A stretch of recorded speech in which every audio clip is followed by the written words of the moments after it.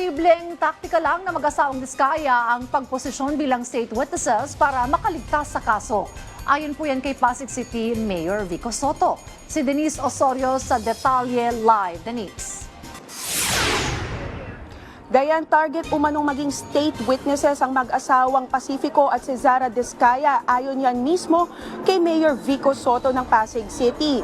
Yan ay matapos nilang pangalanan ang ilang mga opisyal ng Kamara at DPWH sa umunoy anomalya sa mga flood control projects.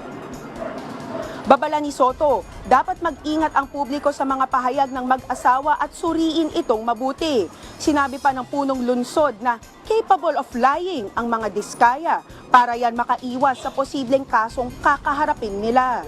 Marami aniya siyang nakitang hindi tugma sa naging testimonya ng mag-asawa. Binanggit ng alkalde ang mismong sinabi ng mag-asawa na 2 hanggang 3% lang umano ang kanilang kinikita sa bawat kontrata. Nataliwas sa dati nilang ipinagmamalaki na bilyonaryo na sila at may pera pang aabot sa 11 digits. Tanong ni Soto, sino raw ang gagawa ng ganong kalaking klaseng krimen para lang sa maliit na kita? Dagdag pa niya, malinaw na posibleng taktika ng mga Diskaya ang pagposisyon bilang state witnesses para makaligtas sa kaso. Kaya't panawagan ni Soto sa publiko, huwag basta magpapadala sa paawa effect at maging mapanuri sa lahat ng sangkot. Samantala, tiniyak naman ng Senate Blue Ribbon Committee ang seguridad ng mag-asawa matapos nilang ihayag ang umano'y malawak na korupsyon at pagpilit ng ilang opisyal na hingan sila ng kickback mula sa mga kontrata. Dayan, kapansin-pansin ngayong umaga na wala nang bantay dito sa tapat mismo ng St. Gerard Construction.